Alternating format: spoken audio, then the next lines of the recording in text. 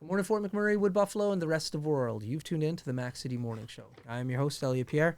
We're going to start today's episode off the same way we start every episode off, with a moment of gratitude. I know you could be doing a million other things with your time, and the fact that you spend it with us truly does mean the world to me. So thank you. On that note, Tanner, hit him with you.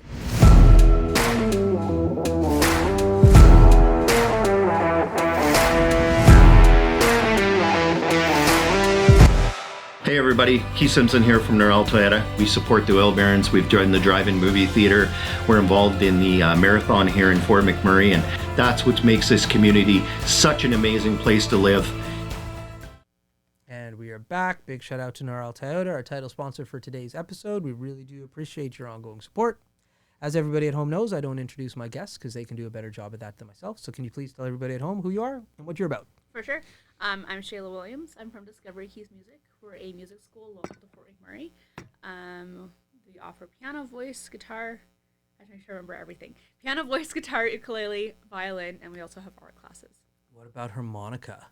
Don't have harmonica. And my husband keeps trying to push for accordion. He's like, you should do accordion. I'm like, no. Yeah. Okay. Well, before I get selfish on my own topics, how did this all start? Where are you located? How can people find out about you and your school? Let's hear all about that. How long of a story do Well, we you got 20 want? minutes. We're located on Manning Avenue, 9919 Manning Avenue, 2 doors down from Mitchell's Cafe. Oh.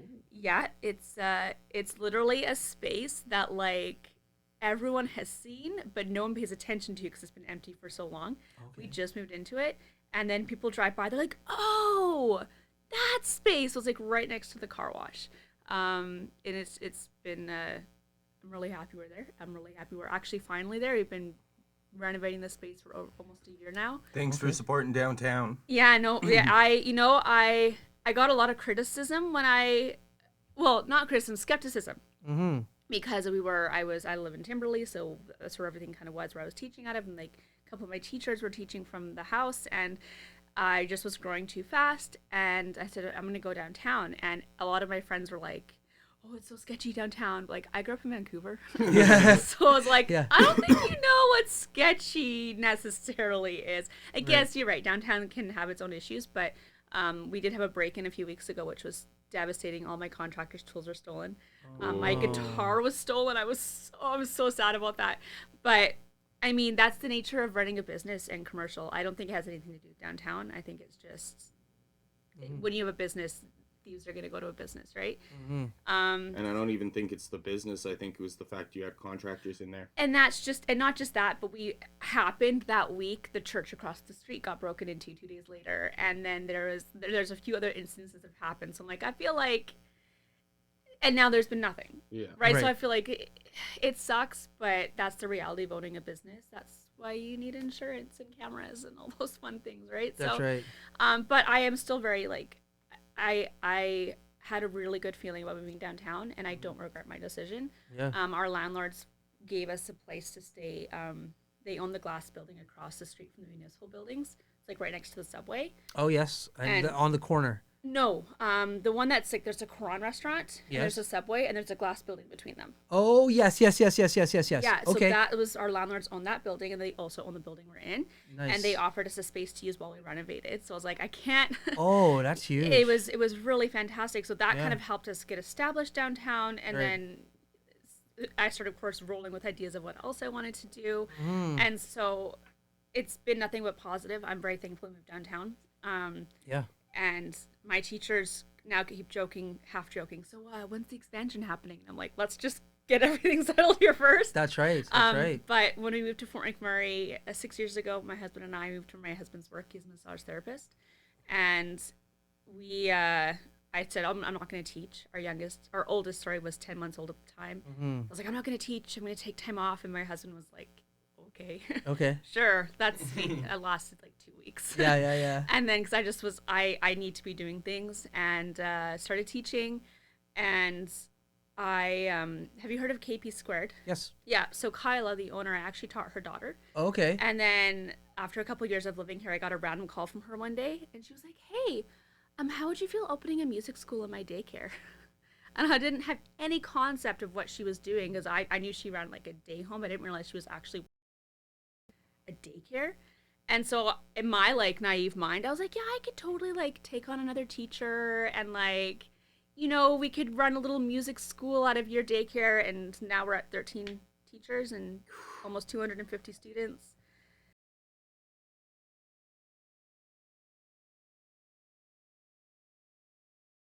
I'm just gonna take time off. Yeah. I'm gonna manage instead. Exactly. And we didn't, due to just different things with timing and situations and locations, we're not in the same space which we had originally planned. But I still run like music programs out of her.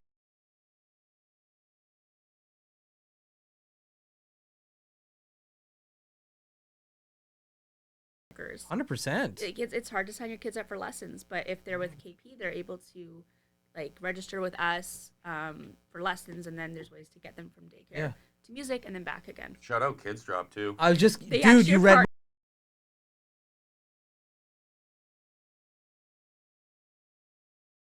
kid to drop Yeah. into you, and everything's downtown. It's nice, Exactly. it's quick. You literally, and we're downtown too, by the way. Whoop whoop. Yes. We love downtown. But like, you are definitely part of the revitalization of the downtown core. That's Yeah. beautiful. Yeah, and it wasn't intentional.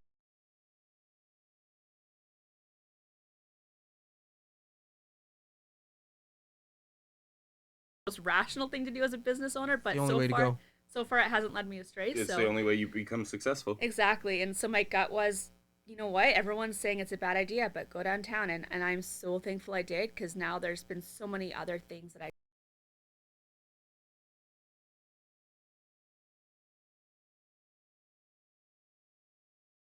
Background from music start with. So my dad was actually my teacher.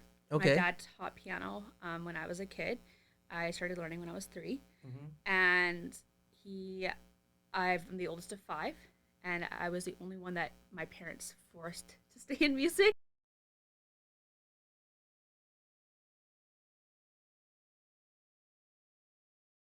He was like the worst student. Okay. My poor father, I would enrage, throw books across the room, pound on the piano. My family always knew whenever I was frustrated with something, because I would start pounding on the piano and just Yeah. And so when people are like, "Oh, my kids, they love coming to lessons, but they're not always practicing," I'm like, "Oh, gee, I wonder what that was like." That was literally me as a student.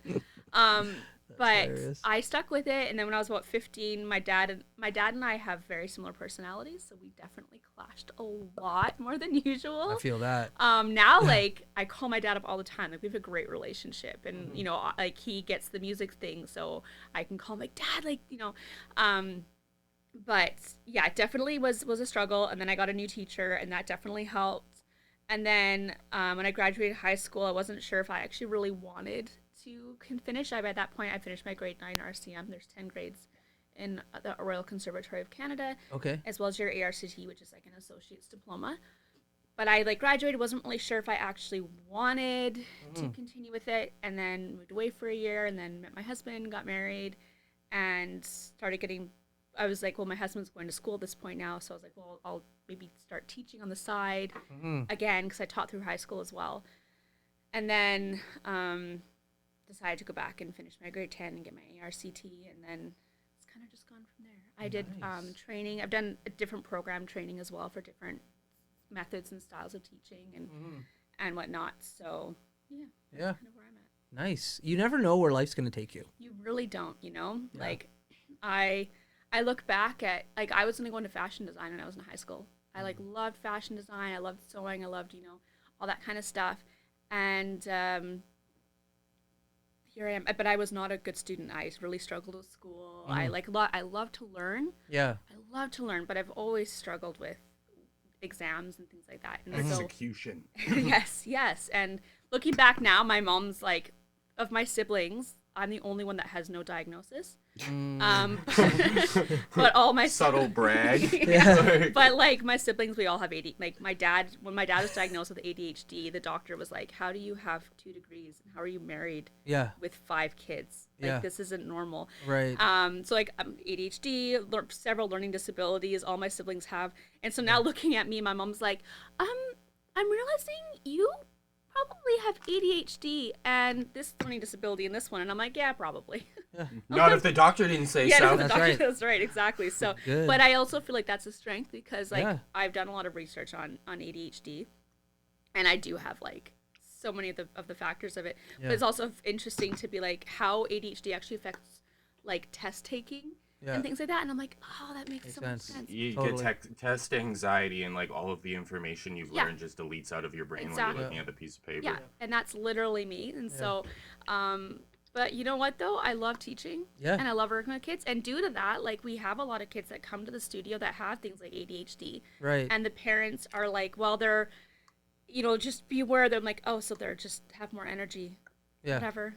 That's like right. when you've got a kid or if we've got a couple kids that have some cognitive delays. Mm-hmm. Okay, we have on our like registration form, like, is there anything we need to know? That's right. And sometimes parents don't fill that out. Yeah. And then we find out the teacher starts teaching and they're like, There's something. there's something. But when the parent fills it out and lets us know, oh, well, they have this issue or they have like a speech delay, great. Then we can let the teacher know, hey, heads up.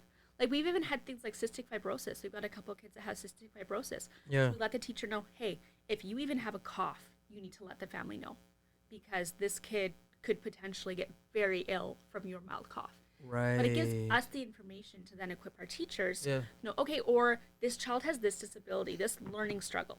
Here's some things that you as a teacher can do to help them Yeah. so that they can be the best self. And it's also as the teachers, because a lot of my teachers are young. A lot of them are in high school. Mm-hmm. And so it's also as them, that forces them to grow as a person to Yeah. be like, okay, I have to now learn. And I find teens, their minds are they're sponges, right? Right. And right. they will take that, hey, it's not criticism, it's me saying, hey, here's some things Yeah. for you to do to help. And they're like, okay. That's right. And That's then right. they get the next kid that like will maybe have a milder version of what they've already taught. And they're like, oh, this kid is so easy to teach. Because they've already, Right. you know, right. so it's really cool. That is cool. And then when parents talk about like back in the day, like I'm old, but like you wouldn't tell, and there was a shame behind, oh, my kid has this, that, and the other. yeah. But now, like you're saying, once you know, then you can change your learning styles up, and then you can have that kid who is struggling with test taking or whatever it may be, accelerate at what they're doing just because you're looking at it from a different lens. Yeah. Like I've got some kids, for so long, because my background is exams. Yeah. It's you do the level, you do the exam, you do the theory. It's very, very structured. Mm-hmm. I've had to personally step back and go, that's not going to work for every kid. Yeah. And I had a couple kids where I was like, okay, yeah, let's do exams, let's push it. And then I started looking in the past year or so and being like, you know what? This is not the right route for this kid. And it's been very challenging for me. Not challenging, a new experience and a learning growth to be like, okay, I have to step back and recognize there's other avenues, and that's not a bad thing. It's just different. There you go. And it's also helps me grow as a person, right, and as a teacher to be like, hey, now I have to find a different way to make this fun for this kid. So it's been good. That's awesome. Well, listen, Tanner tapped his phone a little while ago. That means he's ready with his segment called the Mac City Minute. That being said, before we throw it into that, we need to go to an ad from Carrie from Patchouli Rose. Carrie, take it away. Hey everybody, Keith Simpson here from Neural. Hi everyone, it's Carrie with Patchouli Rose here at Thickwood Barbershop. If you're wondering what to get your loved one this season for Valentine's Day, I make an all-natural anti-aging skin serum called Good Skin. It's good for men and women, and it's available for purchase here at the barbershop, downtown at the Corridor Shops and Events, and on my website. Thank you for your support. And we are back. Thank you, Carrie. Do appreciate your ongoing support. Tanner, hit her with the Mac City Minute. Alrighty, question number 1. What is your favorite instrument to listen to on your own time? Ooh, that is a really good question. I think probably the violin. Question number 2. What has been the most rewarding part of teaching art in this community? These are good questions. There's so many. I think it's been, you know what it's been? It's been seeing kids who struggle in other avenues and they come to class and they like excel. Like we've got a few students. I personally have a couple students where at school they are like the trouble kid or like the kid that's struggling or what have you, and they come to class and I'm like, really? Yeah. Like this is like I love your kid. Like this is one of my star students. I think that is the part that I love when you see this kid who music is their love and because it's my love. Mm-hmm. that's when it comes out and you see that they found a way to express themselves. I think that's been my favorite part. Cool. Question number 3. What is your favorite song to play when showing somebody your musical skill? So there's a piece of, there's a composer, she's from the 70s. She was a contemporary musician, like no one's heard of her. Her name is Liz Story. And I grew up, my dad playing her music. And there's a piece that she wrote, a version of Green Sleeves. It does not sound like Green Sleeves just because of the arrangement, but it's my favorite piece to play. It's like my go-to as well if I need to do that. Or Bach. I have a Bach prelude that I really enjoy playing and showing off as well. What was that name? Sorry, Liz. Liz Story, Liz, and then Story. Thank you. Yeah. Ellie getting that one down? Yup. Yeah. She's since passed away. There's not a lot of recordings of her stuff. So there's some. Yeah. And she's got a few things on Spotify that, but yeah, I really enjoyed her music. It's very contemporary. Yeah, that's the Green Sleeves right there. That's the one. Okay, I'm going to check it out. Yeah. Question number 4. What do you think is one fashion trend you would want to come back? One fashion trend? Yep. Ooh. She paused on that one. Like so many good ones. Yeah. No 1950s housewife dresses.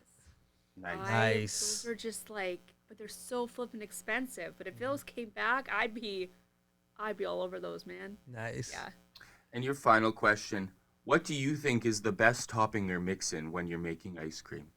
Best topping or mixing? Strawberries. Those have been your 5 questions. There we go.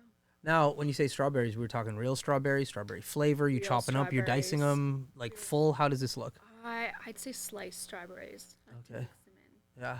Nice. What kind of ice cream? Vanilla. Vanilla. Yeah, you gotta go vanilla if you're getting toppings. Yeah, Right. I'm not a fan of like different type. Okay, here's the thing. So growing up, because I come from a big family, you didn't get special ice cream. You got vanilla ice cream. Because you would buy it in the 4-liter tub because it was the Exactly. cheapest. Exactly. Yeah. I remember when I was 14, my youngest brother was born, and my grandma took my 3 middle siblings to Alberta, to Calgary to visit cousins for like a month. It was supposed to be like a week, and then grandma just extended it because my mom was due like end of August, and it was a really stupid hot summer, and so grandma was like, I'm just going to keep the kids out here. I got ice cream, like chocolate ice cream. We were like at the store with my mom, and I was like, Mom, can we get chocolate ice cream? She's going to say no. She's like, you know what? Yes. And I was like, we get and I get it all to myself. I don't have to share it. It was like the best experience ever. Just a core memory. Literally, I'm like, but now, but I remember, so I babysat for a family friends, and they always had like the novelty ice cream. And the reasoning was because the husband also only ever got vanilla ice cream as a kid. So he's like, I'm an adult. I get to buy whatever the freaking heck I want. Yeah. So now as an adult, I do buy whatever the heck we have like 5 different flavors at a time in the freezer. Nice. We have the traditional vanilla ice cream. Right. That the kids can have when they just want like, or also because it goes well with pie and it goes well with cake and stuff like that, right? But the kids know if mommy brings out the good ice cream, they're like, Yeah. or if I've had like a bad day and I have like a bowl of 5 flavors, my husband's like, I'm just gonna let you be for a little bit. And have Just your like looks at the ice cream and walks in the other direction. Yeah. But I'm like, I'm an adult. I get to buy my own ice cream now. Yeah. So, That's awesome. yeah. It's funny what like you have and don't have in your childhood and how that impacts your life as an adult and your children's Totally. life. Yeah, totally. Like yeah. your kids are never going to be like, man, I don't know what ice cream's like. They're just like, I tried it all. Yeah, And, literally. but like that's a good parenting technique because then when your kid becomes an adult, they don't go to the store and binge every flavor of ice cream as soon as they have the opportunity. That's right. That's Yeah. right. There's this place in Vancouver. It's called Casa Gelatos, and they have over, oh gosh, I think it's like over 300 flavors at a time. Oh, wow. And so that was one thing we would do every summer is we go and you could like go around and sample all the flavors. And so So you've tried over 300 flavors of ice cream, is what you're telling me? No, because they literally like have like they have like stinky feet. Oh. Like they have like all the really good flavors, and then Yeah. they have like the most bizarre Like flavors. ketchup and stuff. Yes, yeah, just because, right? And I mean, it's a novelty experience. My brothers were the ones that always tried those bizarre flavors, but I was Yeah. like, I'm not gonna do that to my taste buds. Thank That's right. you. No, I have one opportunity for ice cream right now, and I'm gonna go with something that's Exactly, That's exactly. right. Yeah. Facts. Oh, Tanner just showed me his watch. That means we're out of time. Okay. Womp womp. So before we cut you loose, though, everybody gets a shameless shout out or plug. So you have the mic, the camera, the lights. Have fun. Shameless shout out or plug. Well, I have to do a shout out to my husband, beneficial massage therapy. If you need an amazing deep tissue massage that we will hate him for, but love him after, that's my husband. What's your husband's name? Ben Williams. We're gonna talk after this. Yes. I've heard about this dude. Oh, have you really? Yes, I have. That's my husband. Yeah, There you go. okay. And my other shoutless plug out. Oh gosh, there's so many good businesses. Drop of Nature. Actually, I'm wearing her necklace right now. She is run out of corridor and herself, and she collects plants and whatnot from around Fort McMurray, and she makes jewelry, and I love her stuff. She's wonderful. So, yeah. There we go. Awesome. Well, Fort McMurray, Wood Buffalo, the rest of the world, that's been another episode of the Mac City Morning Show. From the bottom of my heart, thank you very much for tuning in. Big shout out to our title sponsor, Noral Toyota, as well as Carrie from Patchouli Rose. We do appreciate both of your ongoing support. Hope everybody at home is having a great day, and we'll see you tomorrow. Peace. It's so ballistic! Yeah, you killed that. Talk about quenching your ugly thirst.